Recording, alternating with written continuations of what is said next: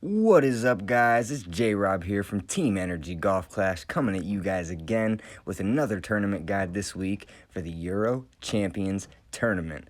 We're going to be going over 3 different courses for this tournament this week. We have Drumore Links, Nordic Fords, and Parc des Paris. It is definitely going to be a fun one, and with that being said, if you guys have not already, please like the video and subscribe to the YouTube channel. It helps motivate me to make more awesome guides just like this for you guys. Let's go. Okay guys, so we're just going to go over a couple of club setups here that I have shown up on the screen that you might want to consider using for this tournament. So as you can see here, I have up a pretty decent club setup here, and which is probably going to be your main bag you're going to want to use.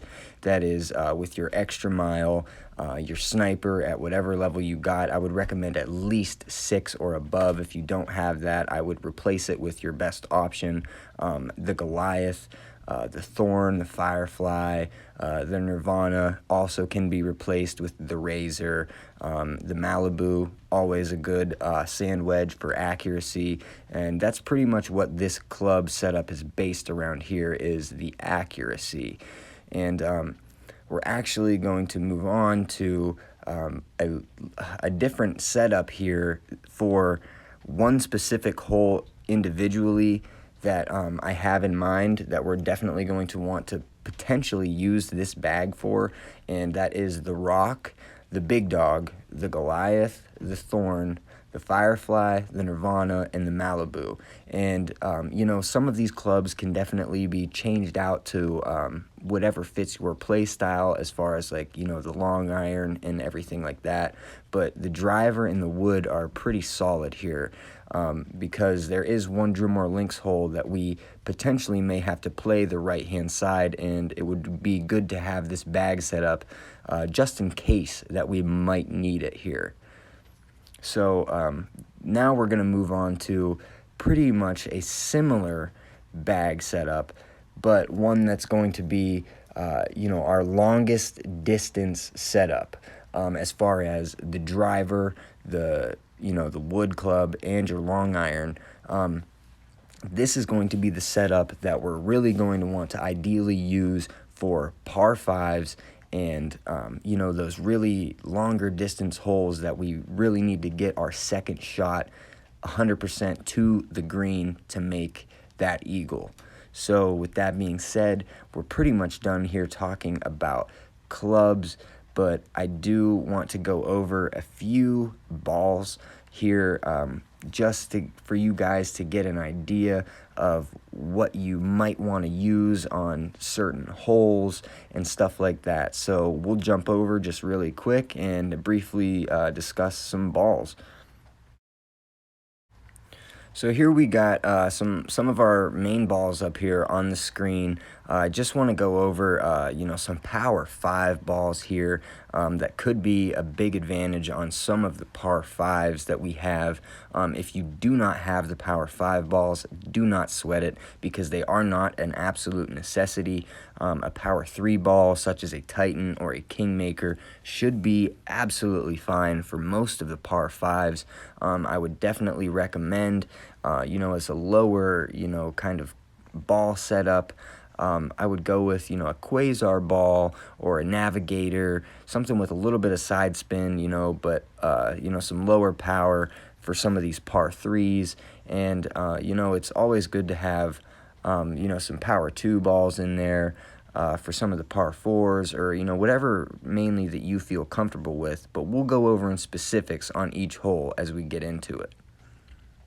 Okay guys, well, we're getting into hole number 1 here on Drumore Links in the Euro Champions Tournament. So our first 3 holes here are going to be Drumore Links, and our next 3, 4 through 6, will be Nordic Fords, and lastly 7 through 9 will be Parc des Paris. So with that being said, let's jump on into the first one here.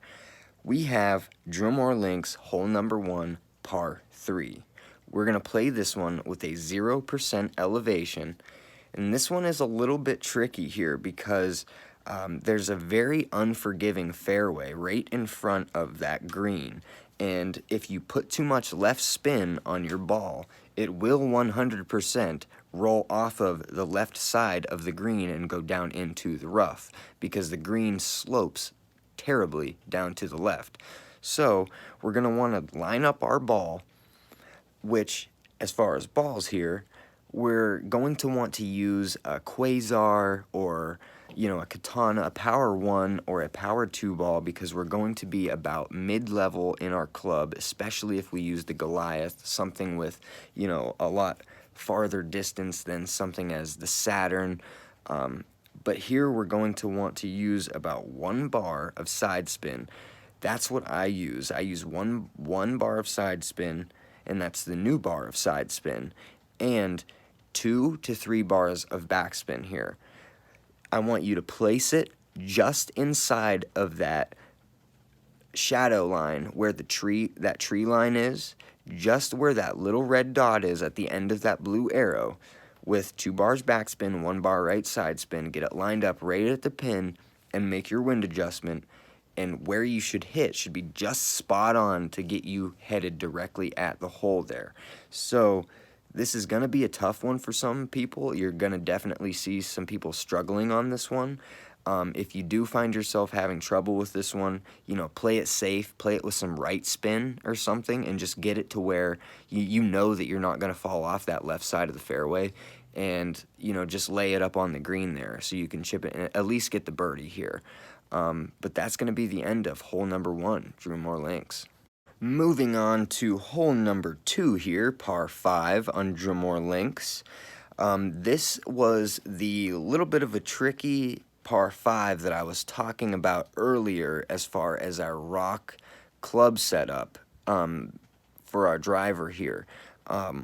We could potentially play this one of 2 different ways depending on what tournament wind we have. If it does give us a tailwind where the arrow is facing away from us, just as this blue arrow is on the screen right now, if your wind is facing that direction as a tailwind, and it is more than 3 miles an hour, and you have at least 4 or more bars of topspin and a Power 3 ball, you will be able to bounce with overpower, full overpower, bounce off of the very first left-hand fairway beside that bunker over onto the second fairway. And as long as you get onto that second fairway, it does not matter what wood you play with, because you will be able to reach the green with whatever wood that you choose. So you could use the Sniper here, you could use the Guardian, whatever you feel is best for your suitable style of play. But as far as that bag goes that we were mentioning earlier, this is the hole that we could potentially use the rock as our driver and play this one to the right-hand side. So if we play this one to the right-hand side, we're going to want to use at least 3 to 4 bars of topspin and get yourself down as far down that right-hand hooked fairway as you can, and give yourself about a ball or 2 of curl. A ball or 2 of curl, because as you can see, that red arrow curls just down into that right-hand fairway. So give yourself a little bit of curl here and get yourself far down there, and you're going to have to curl it the opposite way to the left for your second shot. And your second shot and your first shot are going to be 0% elevation for both of them.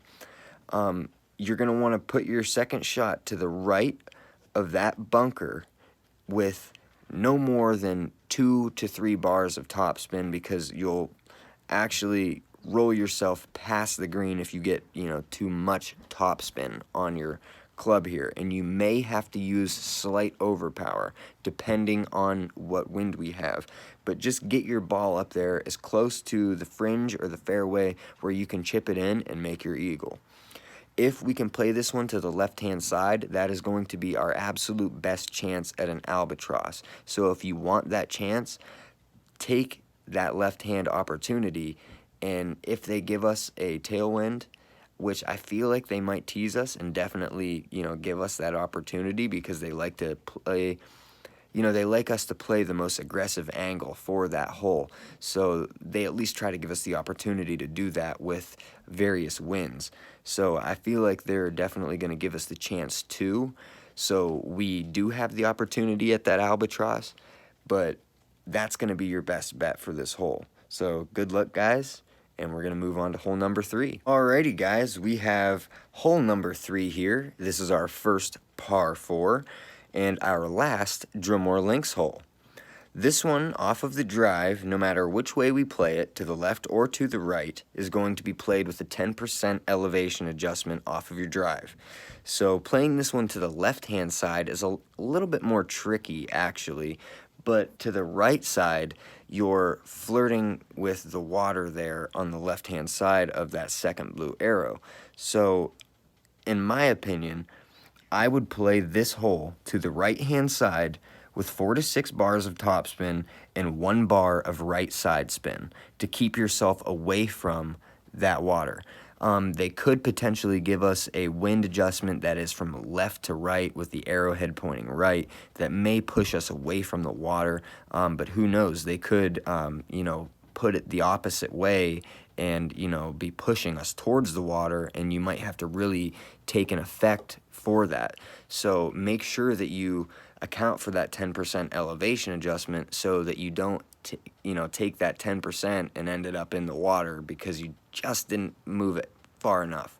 So after you make your drive here, if you make a nice drive, you should be down right by that second red dot on the right rough line there, by that big bunker in the middle in front of the water. So you're going to have a short iron to the pin with 0% elevation. I have seen some people play this with minus 10% elevation because it is a small plateau over there to the green, but I have always played this hole with 0% elevation and it has worked just fine for me. Basically, if you want to play this one to the left here, either way that you do play it, though, I would just recommend, a power 2 ball, a katana ball, or a quasar would be absolutely fine here. A titan would work. Something that, has a little bit of side spin because the power of your ball really isn't too crazy important here, but if you do play it from the left-hand side, I would recommend at least a power 2 ball if you don't have the Goliath here, because you are going to have to bounce it, your second shot from the left-hand side, from that small left fairway over the water there to the other fairway just left of that big bunker we just talked about, over the water again, and onto the green. So it's a little bit of a tricky shot to get, the backspin right. I wouldn't play it with more than 2 bars of backspin because you don't want, your first bounce to be on the fairway and your second bounce to be in the water. So the right side is definitely the best way and the more ideal way to play this hole. But if you do feel yourself more comfortable with the left-hand side, then so be it. There isn't a wrong way to play it. It's just the way that you do. So we're going to move on to Nordic Fords here on hole number 4. Hey guys, we have our first Nordic Ford, hole number 4. It is our first par 3 of the Nordic Ford series here. And this one is actually a really spiffy hole. I like this one a lot because the green rolls and rolls and rolls forever. So we're actually going to play this one with just 1 bar of backspin, and I would also recommend either playing this with a katana ball or a wind ball if you have it, a wind 4, a wind 5 ball. That's, kind of always a good option for par 3s because, you're really trying to get that hole in one. But, it's not a necessity. If you know your ring and your wind adjustments, then you should be just fine with just about any ball that you do use.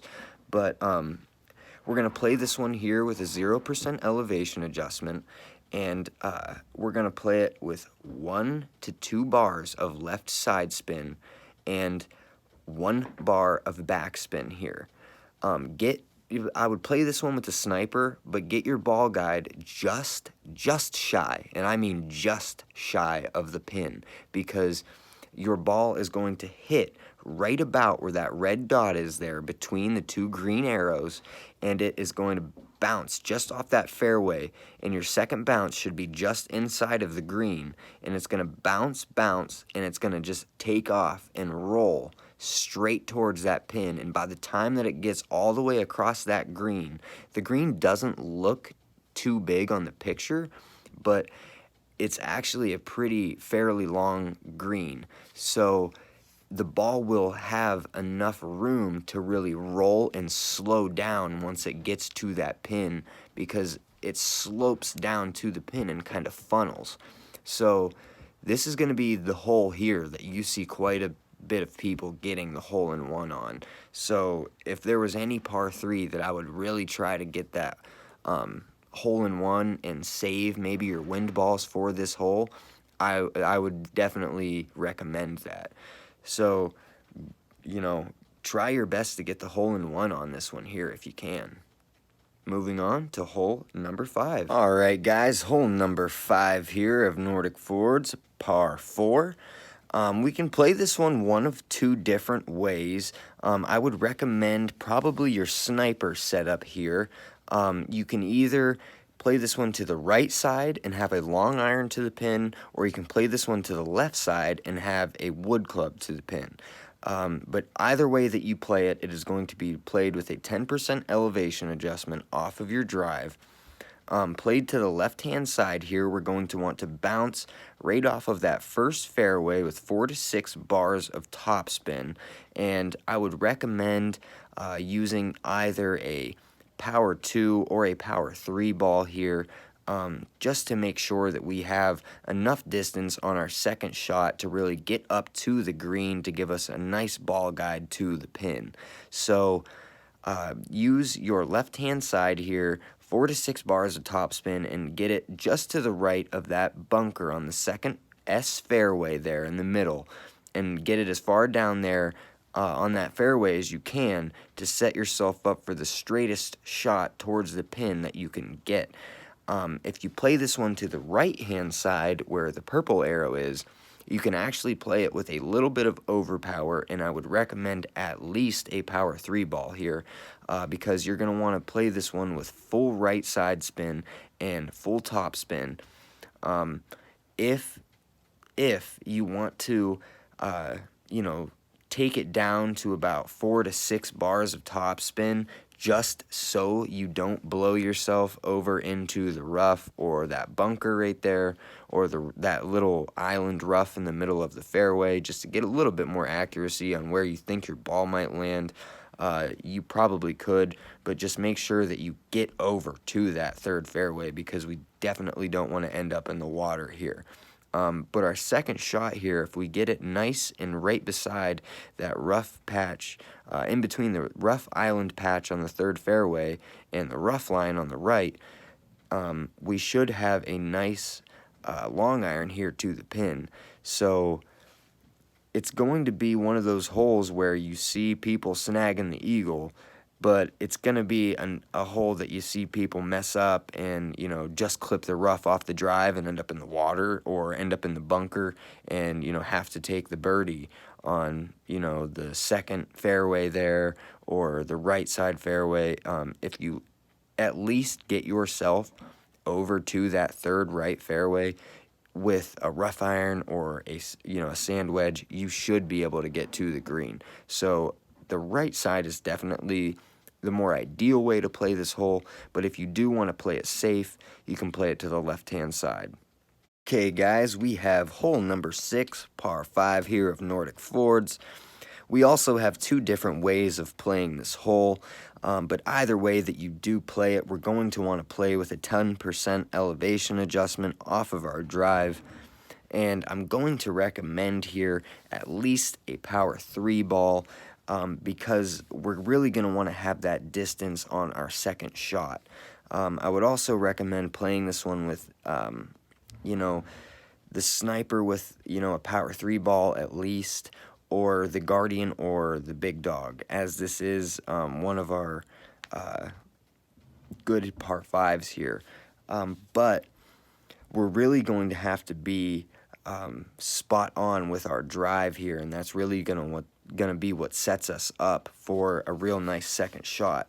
The ideal way to play this hole is actually the purple arrow to the left here, with about 1 to 2 bars of topspin, depending on how much accuracy that distance and accuracy that your driver does have at higher levels, like the extra mile 9 or 8. You might, if some of you guys have that, you might even end up putting a bar of backspin on it, depending on what tournament wind that we do get here.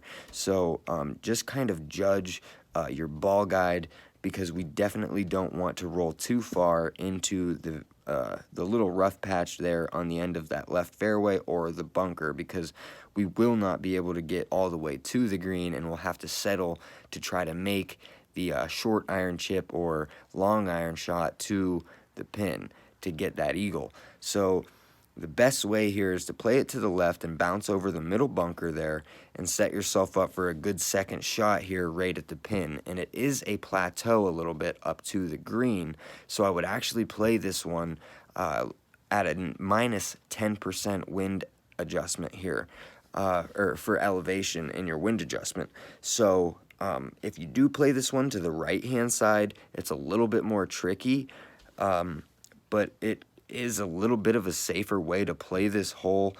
You can launch it down the right-hand side fairway, basically as far as you can get it down there, using about 2 to 4 bars of topspin, depending on the distance of your driver here. But this one I would definitely recommend a power 3 ball for this side, because you're really going to want to have the distance here on your second shot, and I would definitely recommend the Big Dog if you do plan on playing it from the right-hand side, because you're going to want that club that has a lot of topspin, but, the curl to get you curled around to get yourself lined up to the green here. As you can see, that red arrow curls to the from left to right here, so you're going to want to use left curl to get it to push all the way around here to the left and get up onto that fairway. I would definitely not use full top spin here on the Big Dog, but I would recommend, maybe 4 to 6 bars, depending on how much you really feel you're going to roll up the hill, but we don't want to have too much speed where we roll up the hill so fast that we hit the green still rolling that fast and blow past the green and go in the rough here. So going to be a little bit of a tricky par 5, but could be one of those ones that may make or break some people's game. All right, moving on to our first Parc des Paris hole at hole number 7 here. It is a par 4. We can play this one of 2 different ways as well, but either way that you play it, 10% elevation adjustment off of your drive. The left side here is actually the more aggressive angle, and I feel like the tournament wind that we're going to have here is going to be a tailwind, but don't quote me on that. We could end up having a tailwind because they could potentially try to get us to play that left-hand side here, where you can actually bounce off of that left-hand little panhandle fairway and get onto the green. I would recommend either full or 4 to 6 bars of topspin, depending on the distance here and the overpower that you use in the wind. But if we do have a tailwind, we might want to reduce down to 6 to 4, 5 bars of topspin here, so that we don't bounce from fairway to fairway almost onto the green and blow past it into the trees back there on the end half of the course. But the ideal shot is to bounce off of that left-hand fairway and just clip the rough right before we hit the green, so that our ball clips the rough and rolls down nicely onto the fairway and onto the green here. But we have to play this one with at least a power 3 ball into tailwind here. or else we will have to play it to the right-hand side, bouncing it off of the very first middle fairway there over that large bunker and getting it just to the right of the tree with a little bit of left spin and left curl to curl it around that tree just a little bit and get you enough top spin, about 4 to 5 bars, to either just clip the rough and roll into that fairway, or bounce from fairway to fairway and not roll into the bunker or the rough. You know, just gauging your topspin here and how far that you think that your ball is going to roll is, you know, a unique skill that some of us really need to dial in. But we're going to end up with a short iron to the pin here if we want to snag the eagle on this par 4. So the ideal way to play this hole is to the left, so we have, you know, a putt for the eagle, obviously, but, you know, almost every par 4 we have to chip to get that eagle. So, you know, whichever way that you play it and feel comfortable is absolutely fine, but, you know, I would just recommend your normal, you know, extra mile sniper Goliath, you know, club setup here. So good luck on hole number 7, Parc de Paris. Okay, guys, hole number 8 of Parc de Paris. This is our last par 3. This is the most tricky par 3 that is in this tournament here. You're going to see a lot of people struggle with this hole. We're going to want to play 20% elevation off of our drive here, but we're off of the tee box, but our drive is going to be with a wood club. We're going to play with a wood club here on this hole, and you can either play this one with the red arrow and just get it where that second red dot is to the left, beside the very corner of that bunker, in between both bunkers where the arrows are. And we're going to want to play this one with 4 to 6 bars of backspin and potentially a bar or 2 of right side spin to get you that ball guide rate headed towards the pin, depending on the landing spot that you pick, because as you can see down there, the landscape is very hilly, so you know, up and down, and so your ball can bounce a bunch of various directions. So you're gonna have to be very accurate here and get your wind adjustment and your elevation here correct, or if not very close, to get you on the green. If not, this is the hole that I would recommend playing with the Guardian here, because we can put full backspin on the Guardian and just launch this one and lay it up right on the green and chip this one in for a birdie, or potentially get it in for a hole-in-one. So that is also a very good way to play this hole, but there is also another option where we can play the rough bump here on the right-hand side with 2 to 3 bars of topspin, get your ball guide just shy of the pin here with the sniper, and at least a power 2 ball to get you to that rough bump spot, and a couple bars of left side spin here, and get yourself just shy of the hole to where your ball will roll down and funnel right into the pin. So it's going to be the trickiest par 3 that we have to play, but going to be a fun one. All right, guys, we're going to finish her up here with Parc de Paris, hole number 9, par 5. This is definitely a really cool hole here, and one that you're going to see some people mess up, because the drive is very important here.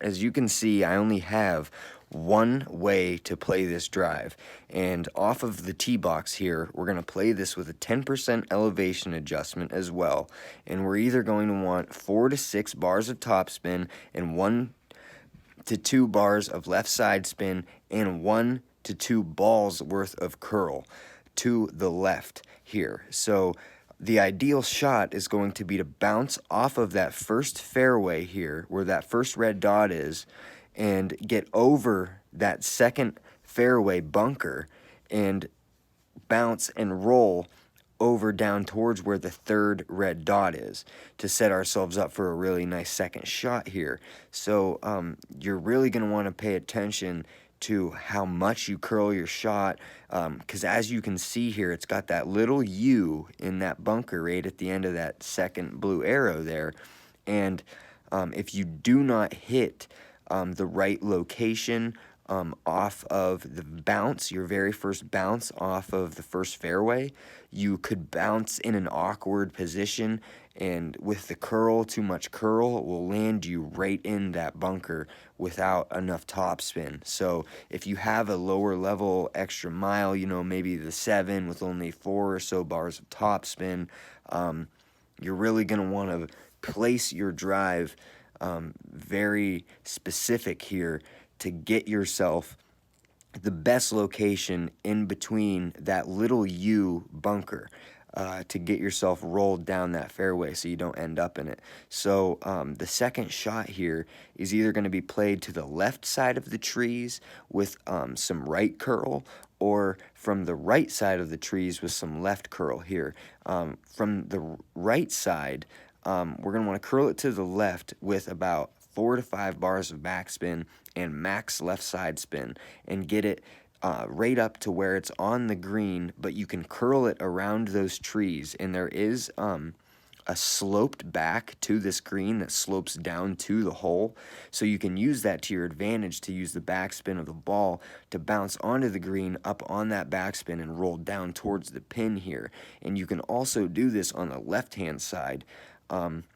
But the left-hand side here, you could use a sniper here, or, you know, the Guardian, because it has quite a bit of backspin. I don't really think the big dog is actually 100% necessary on this par 5.